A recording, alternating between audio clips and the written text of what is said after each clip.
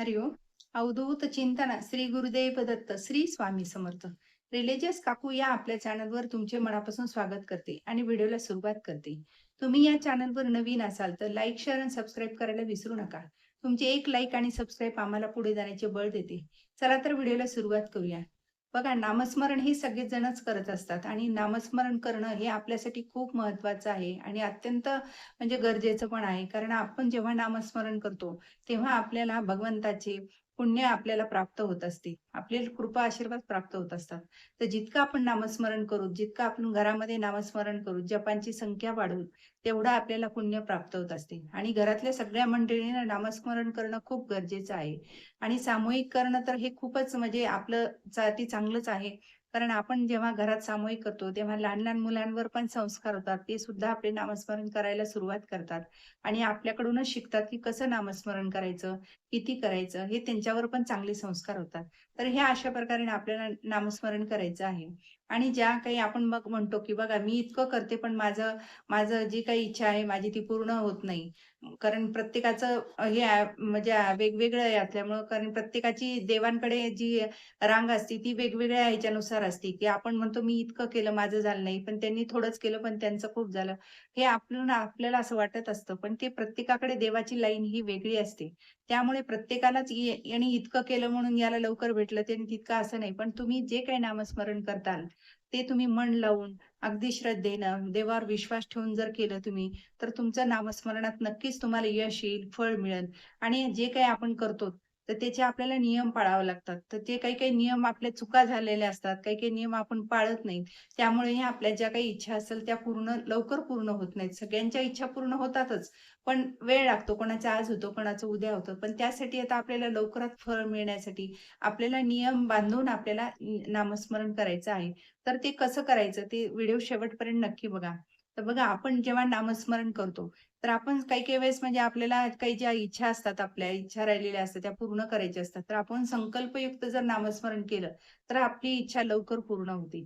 तर संकल्पयुक्त म्हणजे नामस्मरण कसं करायचं? तर बघा, पहिल्या दिवशी जेव्हा आपल्याला नामस्मरण करायचंय, त्या दिवशी आपल्याला घर अगदी पवित्र करायचं आहे. घर म्हणजे सगळं गोमित्र वगैरे टाकून सगळं घर पुसायचं आहे. दाराला हळदीचं लेपन करायचं आहे. आपल्याला दोन्ही दारांमध्ये दोन्हीकडे स्वस्तिक काढायचे आहे.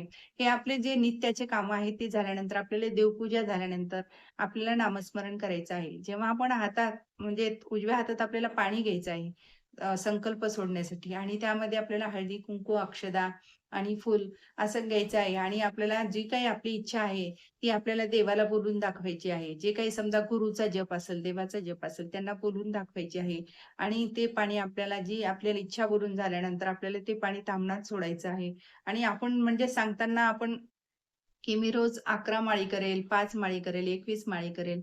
हा तुम्हाला संकल्पयुक्त हे करायचा आहे आणि 11 दिवस, 21 दिवस जे तुम्हाला करायचे ते संकल्पयुक्तामध्ये तुम्ही इच्छा बोलून दाखवायची आहे. आणि ती तशी जर तुम्ही नियमित जर नियमबद्ध तुम्ही केलं, तर तुमची नक्कीच इच्छा पूर्ण होणार आणि त्या दिवसातच पूर्ण होणार, ही 100% खात्री आहे. तर आपल्याला समज सगळे नियम बांधून जर आपण नियम आणि नामस्मरण केलं, तर नक्कीच यश येतं. तर बघा, आपल्याला नियम करताना म्हणजे काय करायचं? ज्या दिवशी आपण आता आपलं संकल्प सोडल्यानंतर आपल्याला नामस्मरण करायचं आहे. तर मग ते काय तुम्ही 11 माळी कराल, 5 माळी कराल. गुरुचा जरी केला श्री स्वामी समर्थ, श्री स्वामी समर्थ तरीही चालतो. नाहीतर तुम्ही दत्ताचा करू शकता. दिगंबरा, दिगंबरा, श्रीपाद वल्लभ दिगंबरा. तुम्हाला जे योग्य वाटेल, जे तुम्हाला म्हणजे तुमचे गुरु आहे, जे तुमची कुलदेवी आहे, जे कुलदैवत आहे, ह्या सगळ्या देवांचं तुम्ही नामस्मरण करू शकता आणि संकल्पयुक्त जे करताल, तेव्हा आपल्याला म्हणजे घरचं स्वच्छ करून, पवित्र करून बसायचं आहे. रोज नित्याचा म्हणजे टाईम तुम्ही देवपूजा झाल्यानंतर एक तर सकाळी करा, तुम्हाला सकाळी वेळ मिळत असेल तर. नाहीतर मग संध्याकाळी वेळ मिळत असेल तर तुम्ही ऑफिसमध्ये असाल, कुठे असाल तर ऑफिसमधनं आल्यानंतर घरात हात तोंड धुवून परत तुम्ही म्हणजे जपायला बसायचं आहे, तर तुम्ही संध्याकाळी पण करू शकता दिवे लागणे झाल्यानंतर. तुम्हाला जो टाईम सुटेबल होईल त्या टाईममध्ये तुम्ही जप करायला बसायचं आहे. जेव्हा आपण बसू तेव्हा आसनही आपलंच आसन घ्यायचं आहे. आपण दुसऱ्याचं आसन जप करताना कधीही घ्यायचं नाही. जपाची माळ सुद्धा ही आपली घरात का असेना, पण आपली स्वतंत्र असली पाहिजे.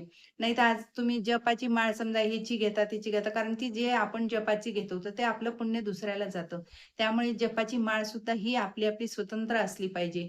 म्हणजे आपलं आसन, आपली जपमाळ हे कोणालाही कधीही द्यायचं नाही.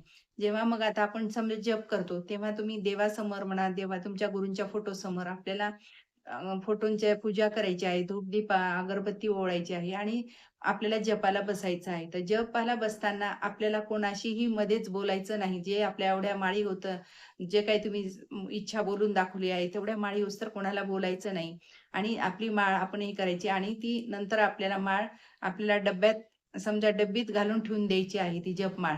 आणि आपण जेव्हा जप करतो, काही करतो, तर ती आपण मी इतका जप केला, मी तितका जप केला, हे असं कोणालाही सांगायचं नाही. कारण हे गुपित ठेवायचं आहे.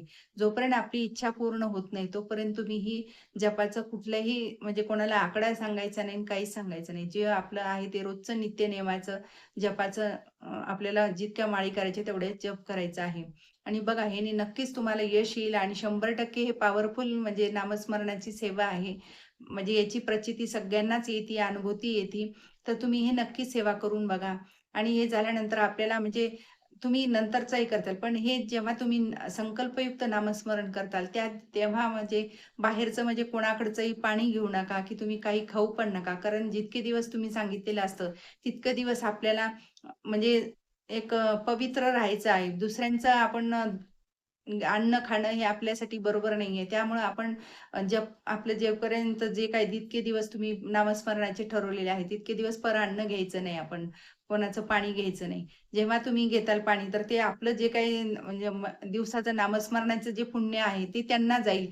त्यामुळे तुम्ही शक्यतो 5 दिवस, 11 दिवस, 21 दिवस जे काही जप संख्या करताल, तितके दिवस तुम्ही अन्न समजा घ्यायचं नाही. तर हे असं जर आपण छोटे-छोटे नियम जर पाळले, तर नक्कीच तुम्हाला 100% खात्री सांगते, की तुम्हाला यश येईल आणि ज्या काही तुमच्या म्हणजे अडचणी असतील, ज्या काही इच्छा असतील त्या पूर्णच होतील. जे काही संकटे घरात येऊ असतील, तर ते सुद्धा संकट येणार नाहीत.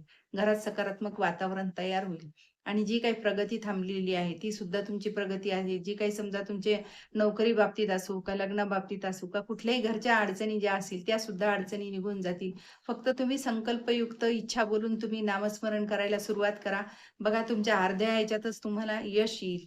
आणि तुम्ही ही सेवा तुम्ही घरामध्ये कोणी कुठलेही म्हणजे व्यक्ती करू शकतो. असं काही नाही, की मला जमेल का? मी लहान वय, मोठ्या माणसं असं कुठलंही नाहीये. फक्त तुम्ही तुमच्या म्हणजे रोजचा जो टाईम ठरवताय त्याच टाईममध्ये बसायचं. तेच आसन आणि तीच माळ घेऊन तुम्ही नामस्मरण करायचं. ही सेवा नक्की करून बघा. नक्की तुम्हाला यश येईल. श्री स्वामी समर्थ. जय जय स्वामी समर्थ. माझा जर व्हिडिओ तुम्हाला आवडल्यास लाईक, शेअर आणि सबस्क्राईब करायला विसरू नका.